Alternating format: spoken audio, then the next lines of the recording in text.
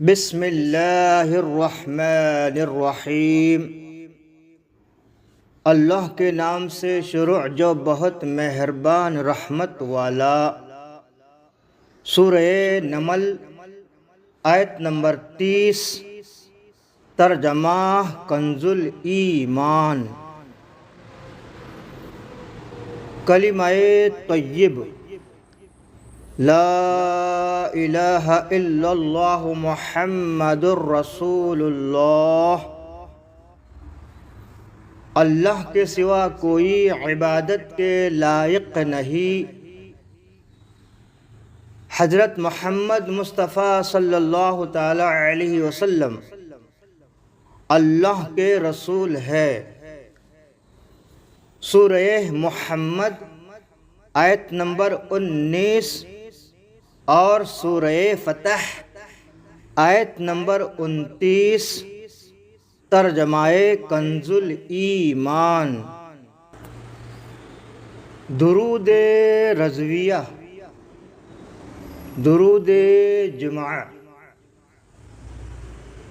یہ درود شریف 14ویں صدی کے مجدد اعظم اعلیٰ حضرت امام احمد رضا رضی اللہ تعالی عنہ کی لکھی ہے، اور یہ درود شریف عالم اسلام میں کثرت سے پڑھی جاتی ہے۔ درود رضویہ، درود جمعہ یہ ہے: صلی اللہ علی النبی الامی وآلہ صلی اللہ علیہ وسلم، صلاۃ و سلاما علیک یا رسول اللہ۔ ترجمہ: اے اللہ درود بھیج نبی امی۔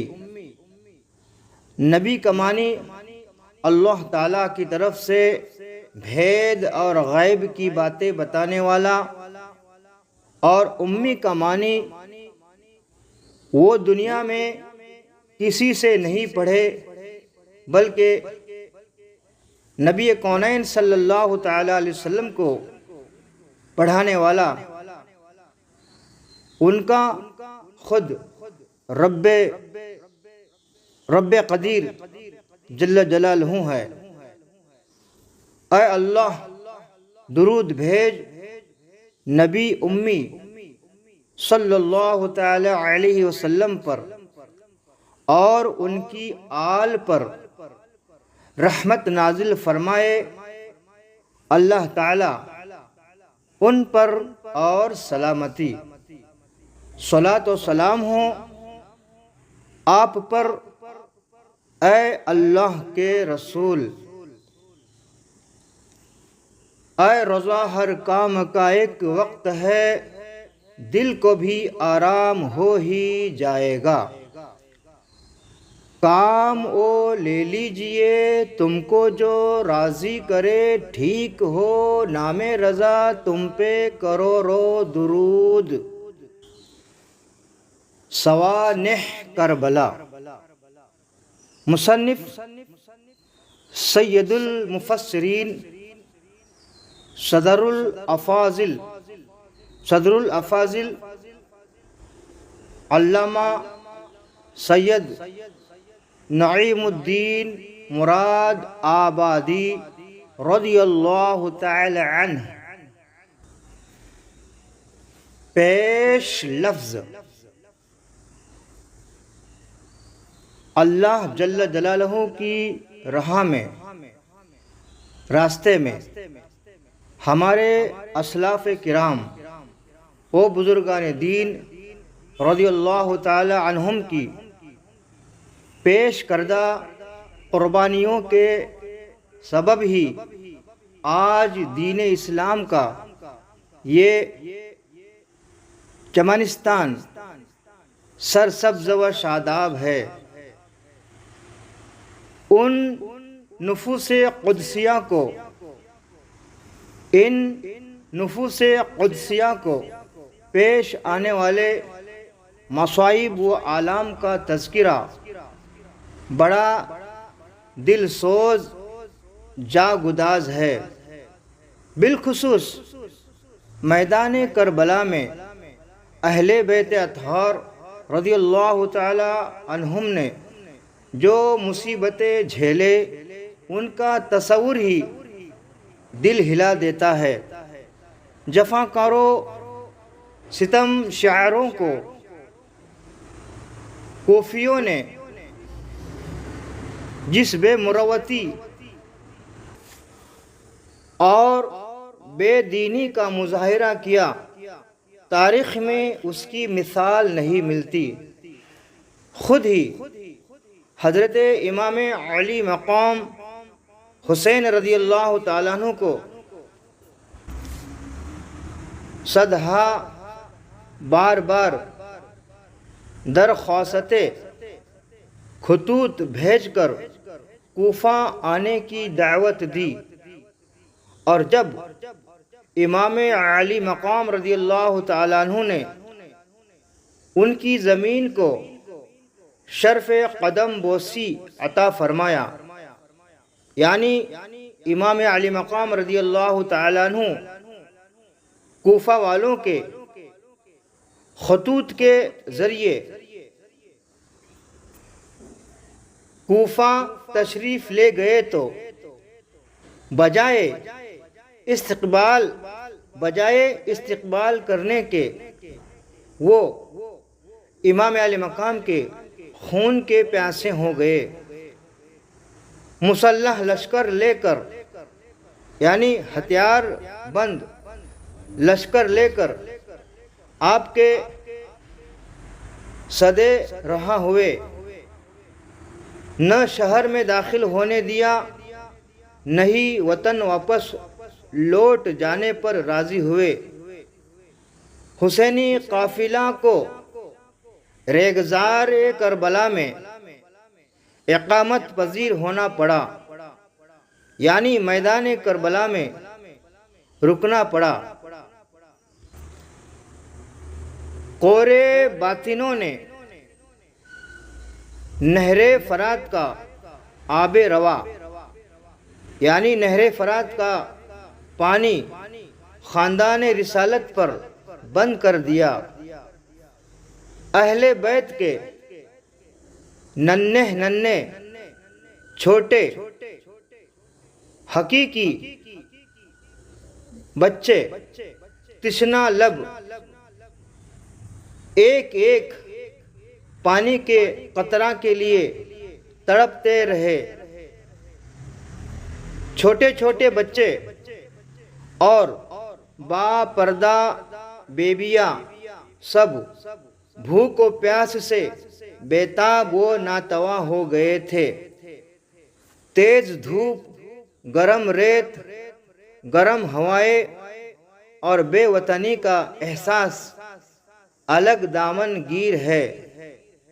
ادھر 22,000 کا لشکر جرار، ادھر 22,000 لشکر جرار تیگ و سنان سے مسلح در پہ آزار اور اپنے ہنر آزمانے کا طلبگار ہے، مگر بھوک پیاس کی شدت کے باوجود فرزندان آل رسول صلی اللہ تعالی علیہ وسلم ورضی اللہ تعالی عنہم نے ایسی بہادری و جوانمردی کا مظاہرہ کیا کہ اعداء یعنی دشمن انگشت بدندا رہ گئے۔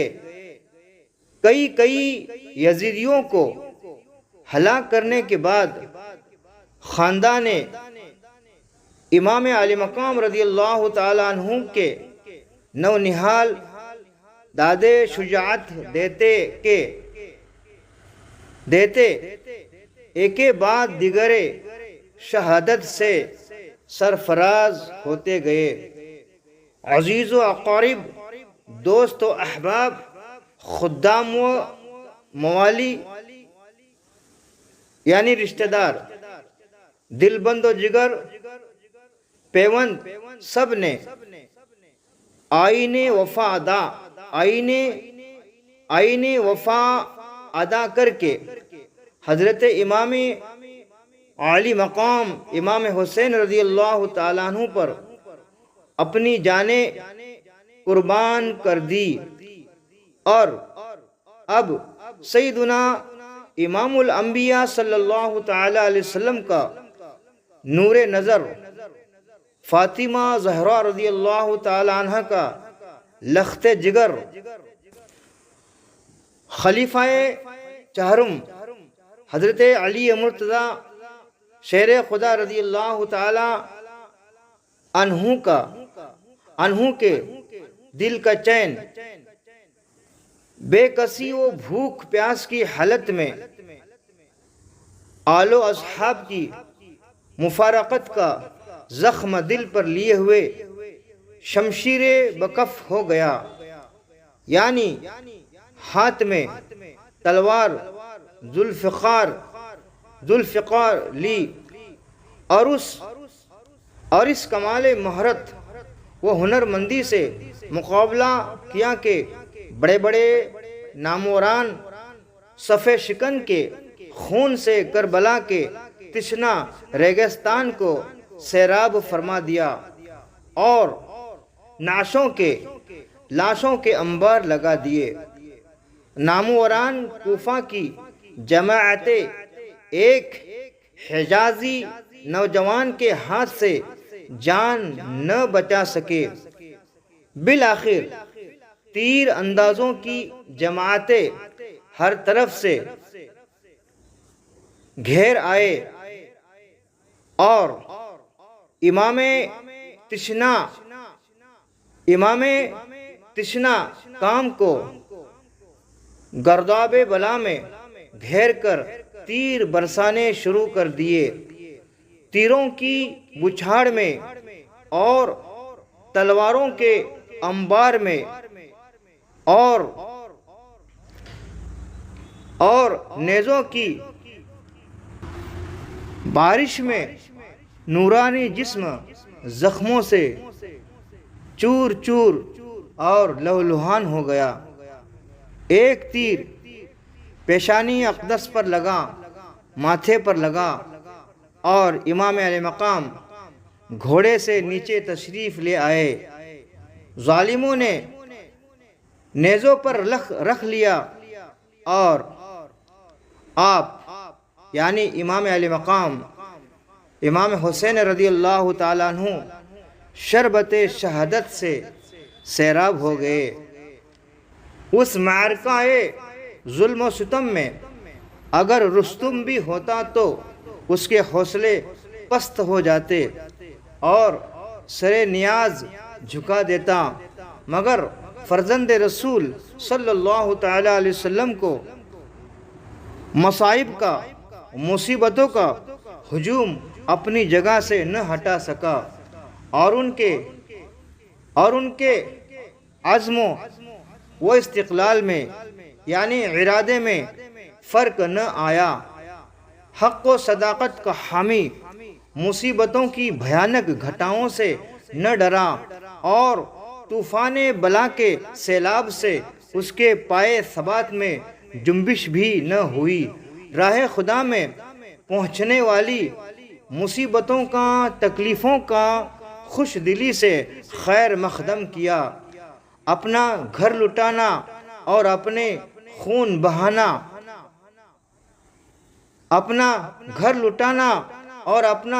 بہانا منظور کر لیا، مگر اسلام کی عزت میں فرق آنا برداشت نہ ہو سکا۔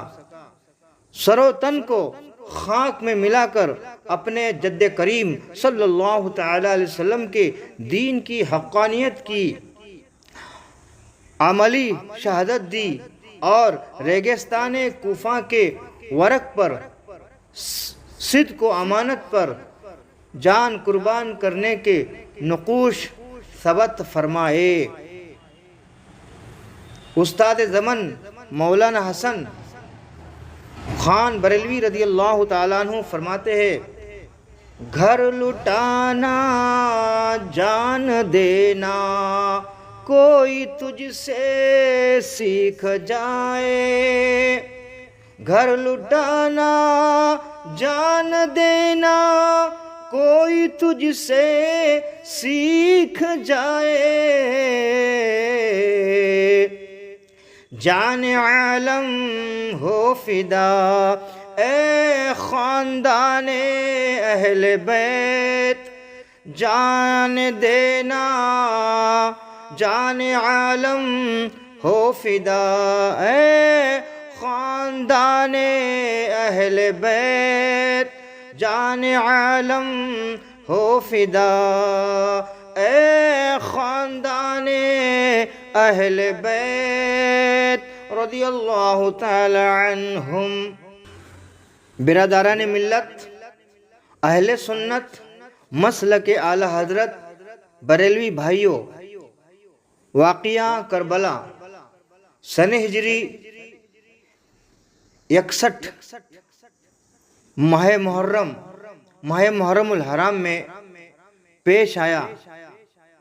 آج کئی صدیاں گزر جانے کے باوجود اس کی یاد دلوں میں تر و تازہ ہے۔ اسلامی تاریخ کے اوراق پر شہدائے کربلا رضی اللہ تعالیٰ عنہم کے کارنامے سنہری حروف میں کندہ ہے لکھے ہیں۔ ان کی شان و سیرت کے بیان میں آج بھی تذک و احتشام سے محفل و مجالس منعقد کی جاتی ہے۔ شہیدان کربلا رضی اللہ تعالیٰ عنہم کی شاندار و بے مثال قربانیوں کا تذکرہ و وعظ و بیان سن کر دلوں پر سوز کی کیفیت طاری ہو جاتی ہے۔ ان حضرات کی بارگاہ میں ایصال ثواب کے نذرانے پیش کیے جاتے ہیں اور مختلف انداز میں ان سے اپنی محبت و عقیدت کا اظہار کیا جاتا ہے۔ برادران ملت، اہل سنت مسلک اعلی حضرت، بے شک کربلا والوں کی یاد منانا ان کے لیے ایصال ثواب کی خاطر کھچڑا اور دیگر کھانے پکانا، پانی کی سبیلیں قائم کرنا اور ذکر شہادت و مناقب اہل بیت کی محفل مجلس منعقد کرنا جائز اور مستحسن ہے، مگر ہمیں ان کی سیرت مبارکہ پر بھی عمل کرنے کی کوشش کرنی چاہیے۔ حضرت امام عالی مقام حسین رضی اللہ تعالیٰ عنہ نے دین کی خاطر اتنی مصیبتیں برداشت کی اور زبان تو کوجا دل میں بھی شکوہ و شکایت کو پناہ نہ دی، اور ہم ہے کہ ذرا سی مشکل آئے، تھوڑی سی تکلیف آئے، معمولی سی پریشانی لاحق ہو، شکووں کے انبار لگا دیتے ہیں۔ یاد رکھیے، مسلمانوں پر امتحان ضرور آتا ہے، کبھی بیماری کی صورت میں تو کبھی بے روزگاری کی شکل میں، کبھی اولاد کے سبب تو کبھی ہمسایوں کے یعنی پڑوسیوں کے ذریعے، کبھی اپنوں کی وجہ سے تو کبھی بیگانوں کے ذریعے۔ ہر مسلمان کو چاہیے کہ وہ ہر امتحان کے لیے تیار رہے، اس سے جی نہ چرائے اور ہرگز حرف شکایت زبان پر نہ لائے۔ جس طرح ثابت قدمی اور خوش دلی سے سیدنا امام عالی مقام امام حسین رضی اللہ تعالیٰ عنہ نے تمام مصائب کا مردانہ وار سامنا کیا، اس کا تصور کر کے ہمیں بھی مصیبتوں پر صبر کرنے کی کوشش کرنی چاہیے۔ اور جس طرح اسلام کی سربلندی اور حق کی برتری کے لیے اور اپنے وطن مدینہ طیبہ سے کربلا کا سفر اختیار کیا، اس کی یاد میں ہمیں بھی چاہے کہ اسلام کی اشاعت اور مسلک اعلی حضرت کی ترویج و فروغ اور نیکی کی دعوت دینے کے لیے راہ خدا جل جلالہ میں سفر اختیار کرے، بلکہ کوشش کرے کہ جماعت رضائے مصطفیٰ سے وابستہ ہو جائے اور اپنے اپنے علاقوں میں جماعت رضائے مصطفیٰ کی شاخیں قائم کرے اور سنتوں کی تربیت کے لیے جماعت رضائے مصطفیٰ میں شامل ہو جائے اور مسلک اعلی حضرت کے مطابق اور جماعت رضائے مصطفیٰ کے مطابق اپنا معمول بنا لے۔ انشاء اللہ تعالی اس کی برکت سے ہمارے دلوں میں بزرگان دین اور اسلاف کرام رضی اللہ تعالیٰ عنہ کی محبت مزید پختہ و پکی اور ان کی قربانیوں کی اہمیت بھی اجاگر ہوگی انشاء اللہ تعالی۔ سواہن کربلا پارٹ 1۔ درود اہل بیت رضی اللہ تعالی عنہم۔ اللہم صل علی محمد النبی و ازواجہ امہات المؤمنین وذریتہ واہل بیتہ کما صلیت علی ابراہیم انک حمید مجید۔